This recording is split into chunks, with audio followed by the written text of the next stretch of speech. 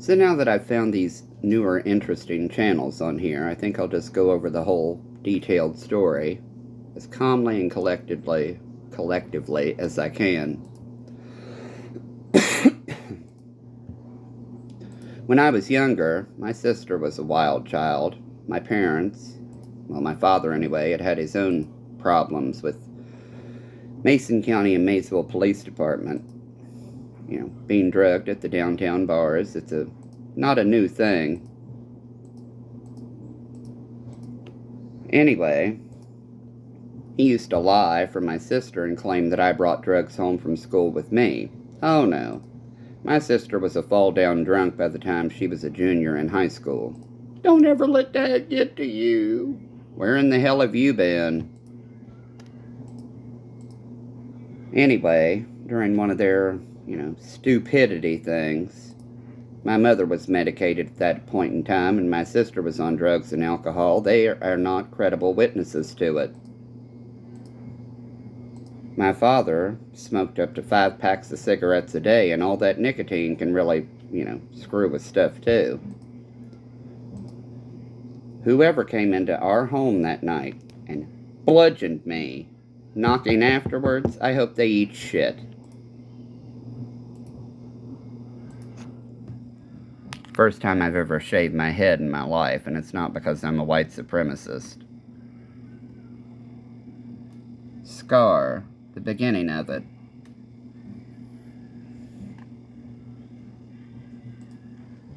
Two, this is the right side, the skull fracture, and the blood pooling in my brain because of this big clot.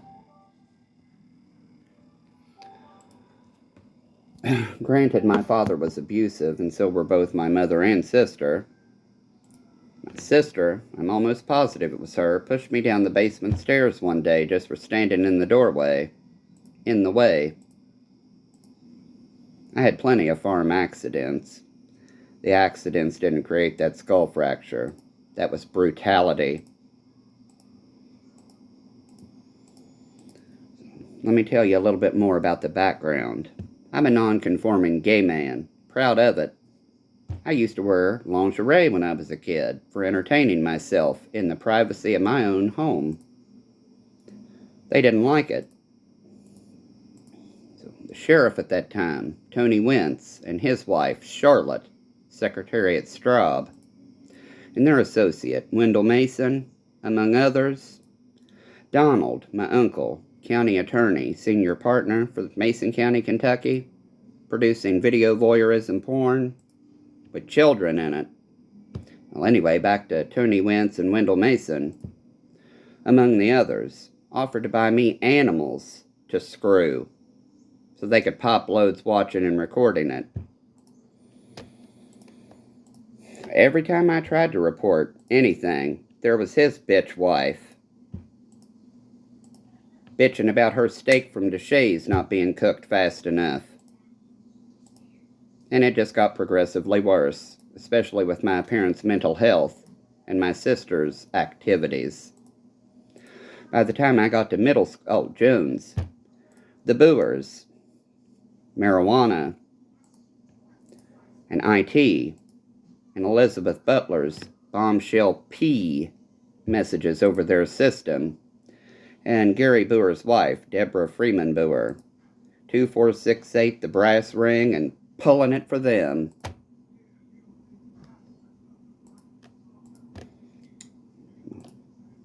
I got my ass handed to me over talking about that. Physical. Well, anyway, by the time I hit middle school, with, I believe her first name's Susan Grayson, her husband Tim, the one who liked to throw books at students. She's right on up in administration and records now for Kentucky. Anyway, Susan Grayson, Randy Harris, principal, and Vicki Denton Sapp, Patrick's family, Sheriff Patrick Boggs, the current sheriff, gave my parents a pat on the fucking back because I failed a quarter due to attendance. They were poisoning me. The first time that happened, with the Boers and Butler and Deputy Lisa and her pervert version of the DARE program of sex sells and these are the drugs you will be purchasing. She tried to convince me that traumatic brain injury symptoms were due to being on drugs. The first time I was poisoned, back in Jones, 4th and 5th grade. My sister typed something up. Mr. Dan Scythers accepted it. That's back when I was poisoned with bleach. In middle school, I was served a diesel fuel marinated steak, among other things. You'll notice, if the parental notes still exist, which I highly doubt it, every time, vomiting and severe diarrhea. Poisoning. But like I said, my father walked out of Randy Harris's office with smiling bigger than shit after getting a pat on the back for poisoning me, with Patrick Boggs' family involved. Now let me skip way back to Patrick Boggs' family. Kicking my ankle so hard 3 times like the Holy Trinity, then saying that it was the devil and its hoof. You cannot imagine the ritualistic child abuse, up to Homeland Security being our school board, and them embezzling funding for better meals, while students were passing out in the science wing. Not suspicious at all. Christy Calvert Campbell. Her husband worked for UPS. Paul Jackson, Paul and Laura, bigwig. UPS. Their farm in high school, nothing but drugs and alcohol and field parties. Now Betsy, their daughter, if I understand it correctly, has a badge with probation and parole. How convenient. Like I said, my uncle was senior partner for the county attorney. Oh well, right? You'd think that I'd be shielded in some ways with that fucking sick shit they do. His nephew's now the sitting district court judge, if I read it correctly. However they word those things.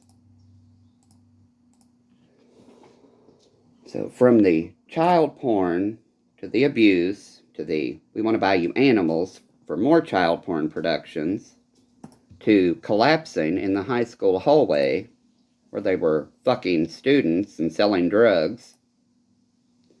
At least 3 relationships. Becky Webb and Sean Jackson, Justin Pate and Jenna Hendrickson.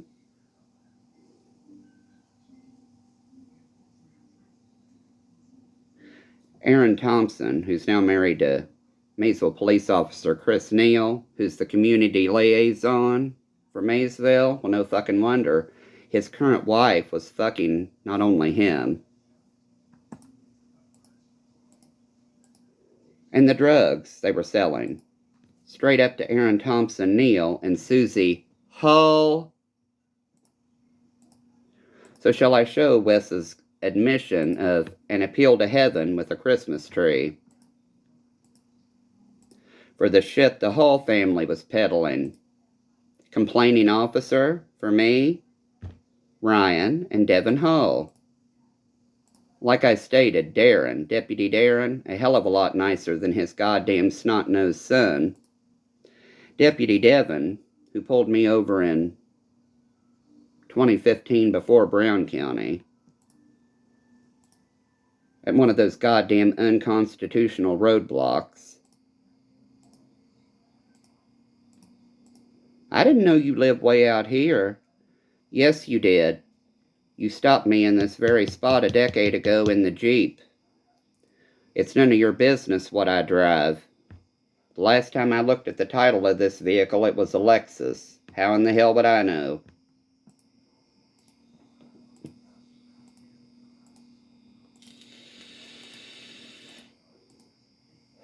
Their medical gaslighting labeled me as nothing but bipolar schizoaffective epileptic. Crazy, when in reality it's post-traumatic stress disorder from them raping me multiple times as a kid.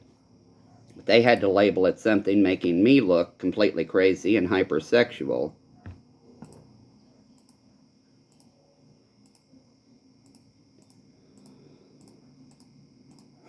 There was no mention of a weapon in a post they took out of context, and I have every door to open to shoot my big fucking mouth.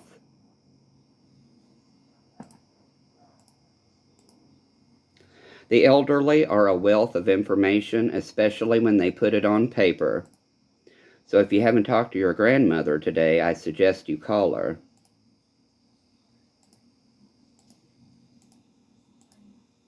If you'll notice some of the legal documents that I presented, not before the court, John Estell's name isn't on them.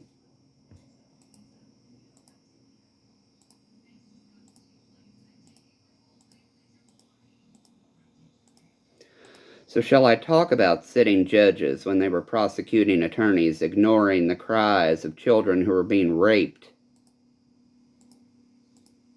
Now sitting judge in what he did to me as a child, and John Estell in blowjobs, and the drugs in Kelly Clark's fucking office, Commonwealth attorney,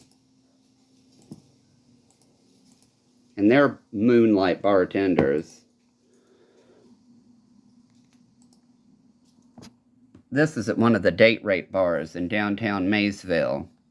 See this dude? Here's me. This is my friend Olivia. See this dude? He works for the detention center. He was normally bouncing for them. Some of the other guards bartended at the date rape bars. I'm not quite sure what they used, but I heard Molly used a lot in that establishment. Then they'd call up the MPD. Well, here's who we saw here tonight, and how much they had to drink, and whether they slipped us anything. You know, a pineapple drink, if it's sour, you know the juice is bad. A pineapple drink that's bitter, you know there's something in it. I do anyway. I've been in opiate-based pain management several years ago for various reasons. One of the reasons being that horrible injury inflicted on purpose. It was no accident.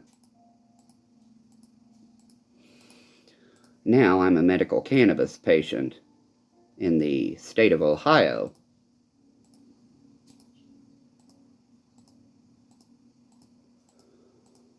Going on to further brutality. Conversion reparative therapy. For you heteros that have no clue, it's where you mash the life out of a gay child, a gay or unruly child, literally suffocating them while chanting and ranting. Kids die from it. Kids die from it every day. One of the most notable recent cases in this area is Leila Alcorn, a transgender student who was bullied to suicide. Doesn't make mention of conversion reparative therapy. You don't see a lot of stories about it from this area because it's unspoken. Because guess what? The law enforcement are normally involved. In my case, it was law enforcement in religion with Comprehend backing their sick asses up. Comprehend Incorporated and their other office up near KSP Post 8, Kentucky State Police. Oh, I didn't mention that. Yeah, I was raped by the Kentucky State Police when I was a child as well. They called me a liar.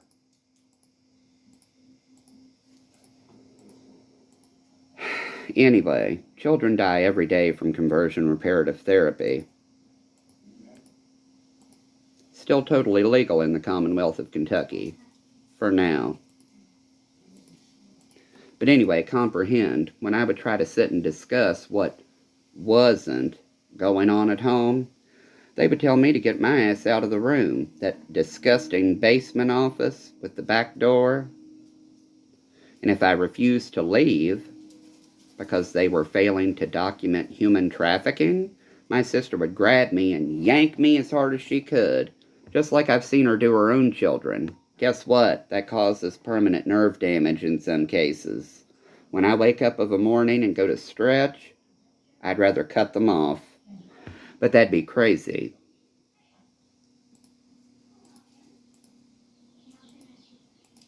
My sister, Associated with the Brindleys. Look up the FBI archives of Milton Brindley Sr.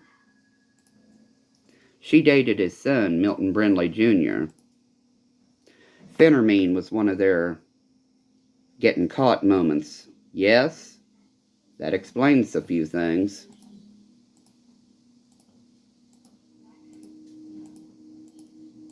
My family put me through hell, and the law enforcement in my family enjoyed watching. Try to file a lawsuit or press charges? Feel a gun to your head.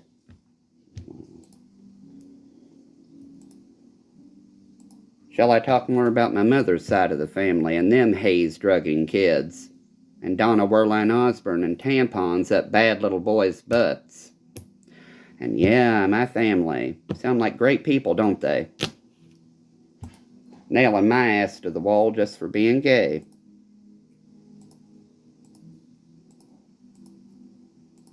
Oh well. Now, I'm pretty sure I can't hallucinate that imaging. But I could be wrong.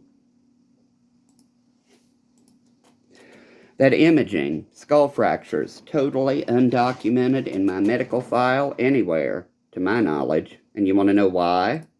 Rapey fucking law enforcement.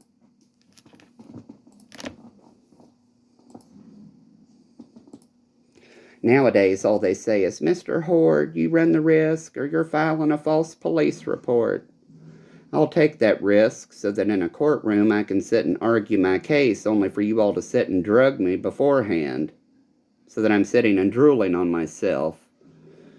Now, forgive me, but I do believe that violates ethics. Just like Kim Razor signing that form with no due process. Let's see. Allowing family, social, or political relationships to influence judicial decision-making.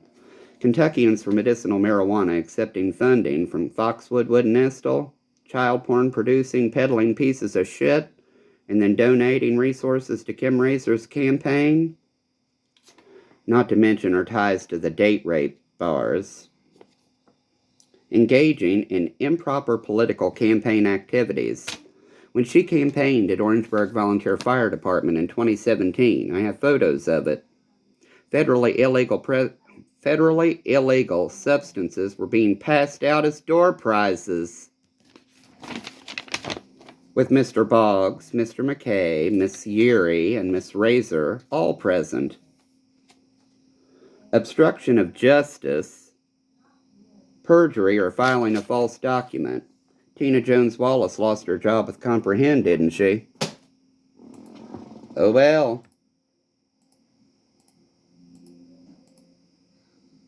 So let me tell you more about Kim Razor and me, talking to people about her.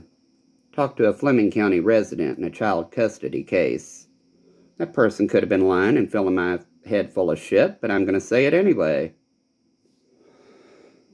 I hired Kim Razor in a child custody case.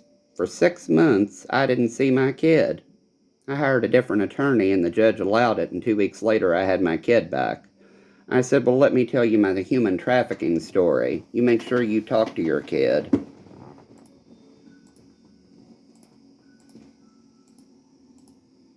Oh well, right?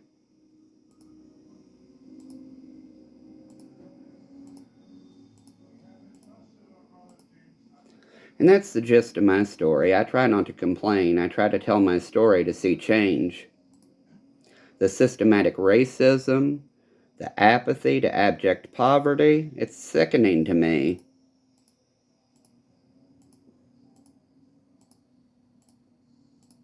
Oh, let me not forget Van Ingram and the DEA. Van's son Mackenzie and his nephew Phil.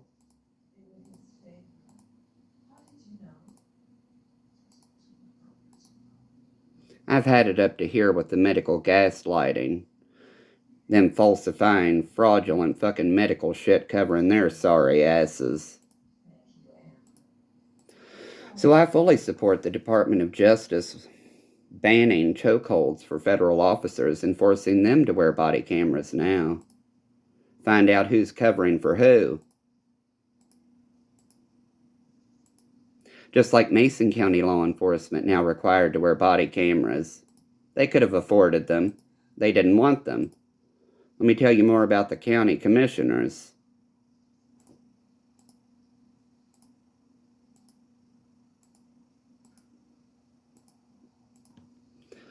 And I'm done. I'm just going to tag it to the police brutality channels. And whoever sees this and can relate, you're not alone. Oh, hell, I left out the best fucking part. The Wesleyan Church, how I was raised. Forgive my language, I'm a Southerner. The Wesleyan Church and their narcotics law enforcement parishioners. When I was around 7 or 8, she wasn't present, she wouldn't know. Nan and Bill weren't even around. They allowed a narcotics canine unit to sodomize me. Now, forgive me if I'm wrong, but that could have infected me with any number of fungal parasites.